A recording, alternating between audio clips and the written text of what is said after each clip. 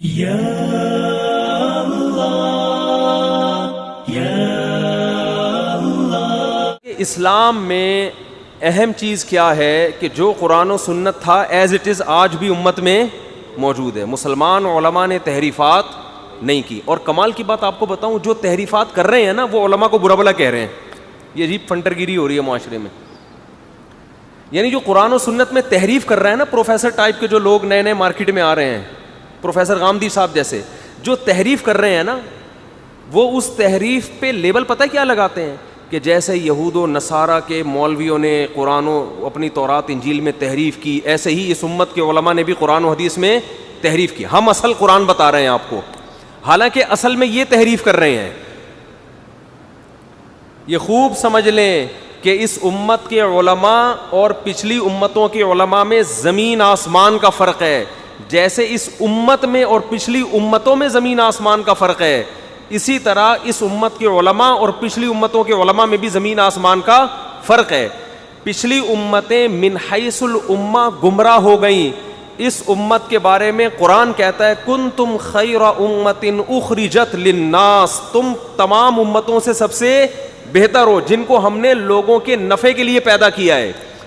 کیا مطلب؟ یہ امت باقی دنیا کی امتوں کو گائیڈ کرے گی۔ اس سے پتہ چلتا ہے یہ امت من حیث الامہ گمراہ نہیں ہو سکتی۔ چند لوگ تو خراب ہو سکتے ہیں، پوری امت نہیں خراب ہو سکتی۔ سمجھ میں آ رہی ہے بات؟ دوسری بات، اس امت کے علماء، روایت میں آتا ہے کہ بنی اسرائیل کے علماء کی طرح ہے۔ امت کیوں گمراہ نہیں ہوگی پوری؟ اس لیے کہ علماء گمراہ نہیں ہوں گے۔ کچھ ہو جائیں گے لیکن ایسا نہیں ہوگا کہ اس امت کے علماء کس پہ جمع ہو جائیں؟ گمراہی پہ۔ تو ان علماء کی اقتداء کی وجہ سے یہ امت من حیث الامہ گمراہی سے بچی رہے گی، کیونکہ یہ علماء تحریف نہیں کرنے دیں گے۔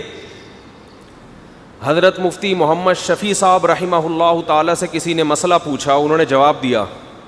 اب وہ پریشان ہو گیا، وہ جواب سن کے، وہ اس کے مطلب کا مسئلہ نہیں تھا، تو اس نے حضرت مفتی شفیع صاحب پہ طنز کیا کہ یہ مولویوں نے اپنے آپ کو دین کا ٹھیکیدار کیوں سمجھ لیا ہے کہ جو مسئلہ ان مولویوں سے پوچھا جائے۔ تو اس کا مطلب یہ اپنے آپ کو دین کا کیا سمجھتے ہیں؟ ٹھیکیدار۔ انہوں نے فرمایا ٹھیکیدار تو نہیں، چوکیدار ضرور ہیں، چوکیدار ضرور ہیں۔ قرآن و سنت کے نام پہ کسی کو گھسنے نہیں دیں گے تحریف کے لیے۔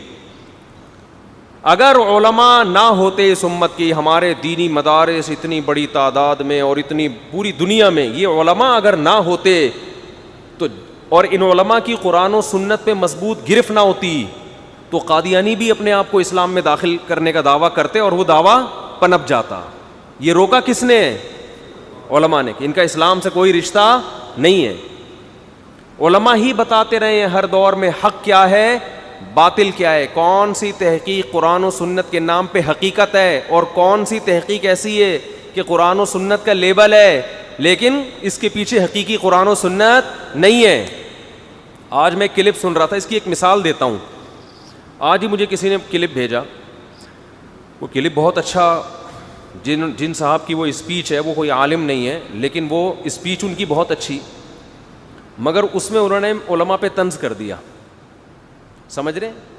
آج کل مسئلہ یہ ہے کہ جب تک مولویوں کو برا بھلا نہ کہو، لوگوں کا چورن بکتا نہیں ہے کہ یار یہ مولوی لوگ ایسے ہوتے ہیں۔ اب لوگ بات سنتے ہیں، آپ بتائیں جی اصل قرآن و سنت۔ حالانکہ بہت اچھی تقریر تھی ان کی، بہت پازیٹیو بات تھی، لیکن درمیان میں طنز کر دیا۔ وہ تقریر کیا تھی؟ بہت اچھی۔ کہنے لگے قرآن مجید میں آتا ہے انما الخمر والمیسر والانصاب والازلام رجس من عمل الشیطان، اے ایمان والو، شراب اور جوا اور جو پانسے ہوتے ہیں اور جو جانور ذبح ہوتے ہیں، دو چیزوں کو انہوں نے فوکس کیا، شراب اور جوئے کو، کہ یہ اسلام میں حرام ہے۔ انما الخمر والمیسر، یہ میں آپ کو بتا رہا ہوں گمراہی کہاں سے آتی ہے۔ اگر آپ علماء کو فالو نہیں کرتے نا، صرف ڈکشنریاں دیکھ دیکھ کے، ترجمے یاد کر کر کے آپ لوگوں کو گائیڈ کرنا شروع کر دو گے، پراپر علم دین حاصل نہیں کرو گے، تو کس کس راستے سے شیطان گمراہ کرتا ہے، اس کی ایک مثال آپ کو دے رہا ہوں میں۔ وہ آیت پڑھ رہے ہیں انما الخمر والمیسر، اے ایمان والو، خمر کہتے ہیں شراب کو، میسر کہتے ہیں جوئے کو۔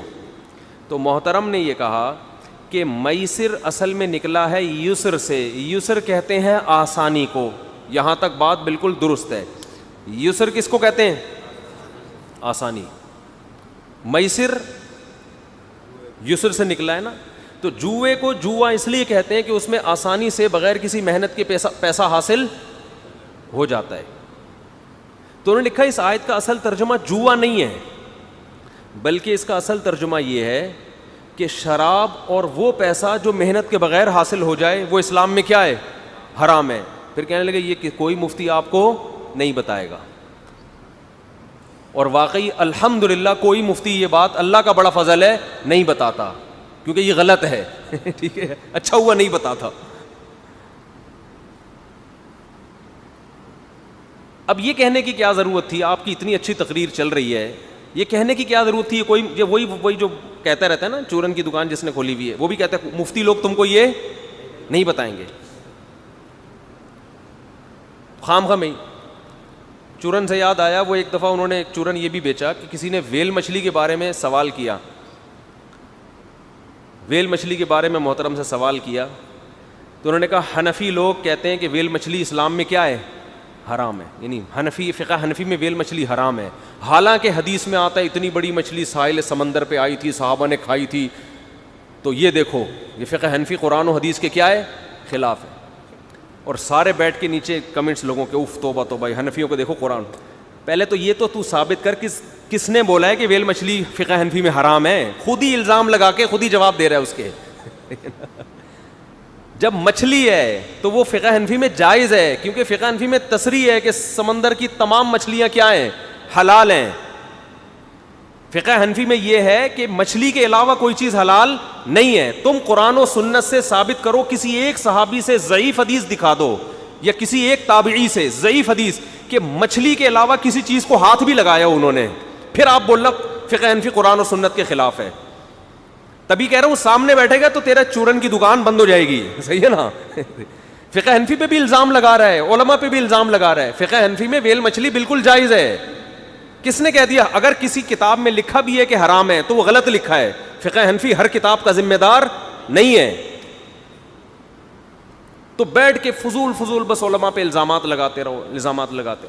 اور میں نے جو سوالات کیے ہیں کہ تم اگر یہ حلال ہے مچھلی کے علاوہ بھی, دیکھو اختلافی مسئلہ ہے, ہم اس میں اعتدال سے کام لیتے ہیں.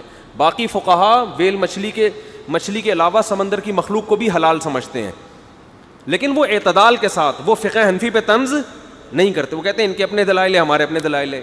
یہ لوگ جب رد کرتے ہیں نا تو ایسے فنٹر بن کے رد کرتے ہیں کہ قرآن و حدیث صرف انہی کو آتا ہے, ابو حنیفہ کو نہیں آتا تھا. آپ ذرا ہمارے ساتھ بیٹھو, انشاءاللہ ہم آپ کو بتائیں گے جتنا اچھا قرآن و حدیث ابو حنیفہ نے سمجھا ہے, آپ خواب میں بھی وہ ایسا نہیں سمجھ سکتے. تبھی تو بڑے بڑے محدث, میرا ایک بیان ہے آڈیو بیان, کہ بخاری اور مسلم کے راویوں میں بڑے بڑے محدثین ایسے ہیں جنہوں نے اس بات کا اعتراف کیا ہے کہ ما سمعنا رأیا احسن من رأی ابی حنیفہ. ابو حنیفہ کو جو اللہ نے فقاہت دی تھی, سمجھ دی تھی, اس جیسی سمجھ ہم نے کسی میں نہیں دیکھی ہے. تو خیر خود ہی الزام لگا دیا. تو وہ محترم تقریر یہ کر رہے تھے, اچھی تقریر, کہ میسر یسر سے نکلا ہے. یسر کسے کہتے ہیں؟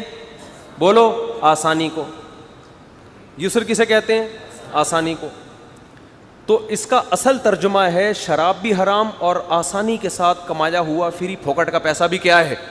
یہ تو پھوکٹ تو میں اپنی طرف سے لگا رہا ہوں نا, یہ بھی کیا ہے؟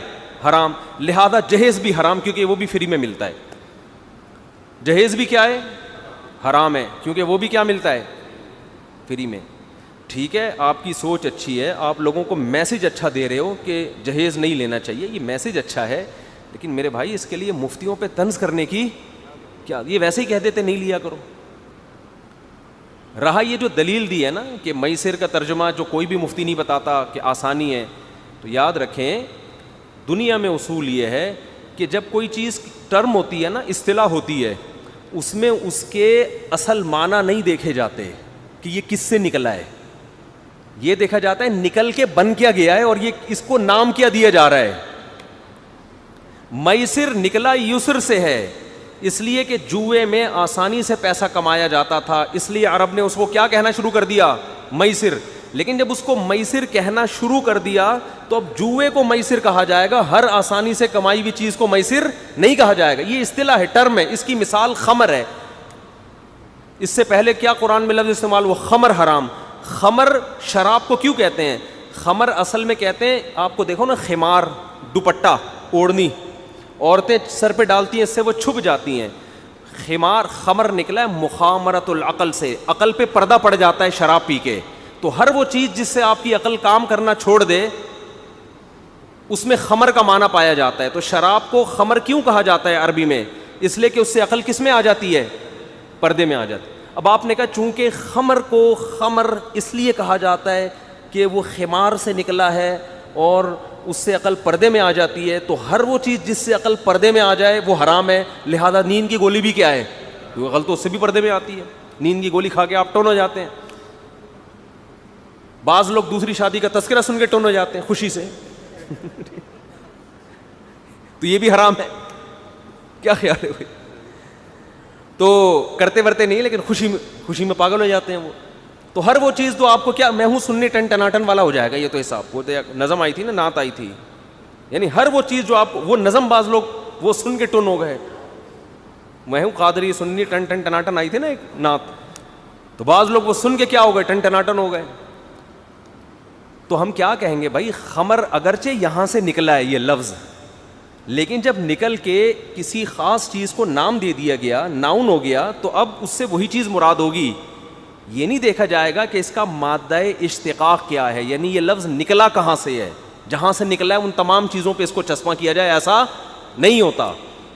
اسی وجہ سے جتنے بھی دنیا میں مفتی پائے جاتے ہیں وہ سارے یہی کہتے ہیں کہ میسر کا لفظ نکلا اگرچہ یسر سے ہے, مگر یہ اسپیسیفک ایک خاص کھیل کو کہا جاتا ہے جسے سٹا اور جوا کہتے ہیں. اب یہ نہیں کہ جو بھی آسانی سے حاصل ہو رہا ہے اس کو کیا کہہ دیں گے آپ, میسر. تو جہیز ناجائز کوئی اور وجہ سے ہے, اس آیت کی وجہ سے نہیں ہے. سمجھ میں نہیں آ رہی بات؟ کیوں کہہ رہے ہیں؟ تو ایسے تو کسی نے نیچے کمنٹس کیے ہوئے کوئی فری میں گفٹ لا کے دے دے تو وہ بھی کیا ہے, فری پھوکٹ کا ہی ہے نا. جہیز میں تو پھر بھی تھوڑی ٹینشن ہوتی ہے, تھوڑا مانگنا پڑتا ہے, بے شرم بننا پڑتا ہے بعض دفعہ. یہاں تو وہ بھی ٹینشن نہیں ہے, عزت کے ساتھ آپ کو فری پھوکٹ میں کیا مل جاتے ہیں, پیسے مل جاتے ہیں. تو اس لیے دین سیکھیں علماء سے. یہ جو نئی نئی چیزیں آ رہی ہیں آج کل, یہ کتابوں کا مطالعہ کر کے پراپر کسی مدرسے میں نہیں پڑھے ہوتے, پراپر کہیں سے علم حاصل نہیں کیا ہوتا, تو یہ لوگ اس لائق نہیں ہوتے کہ ان کو فالو کیا جائے.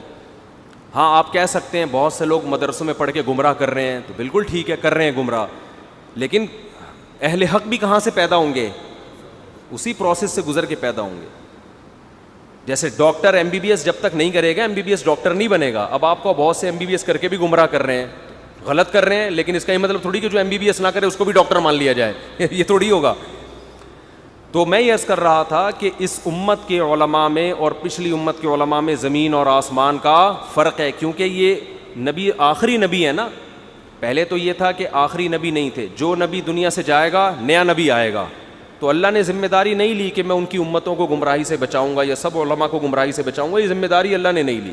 ابھی اللہ نے ذمہ داری لی ہے, کیونکہ یہ امت نبی آخری نبی ہیں, تو یہ امت آخری امت ہے. یہ اگر گمراہ ہو گئی تو کافروں پر حجت نہیں تمام ہو سکے گی.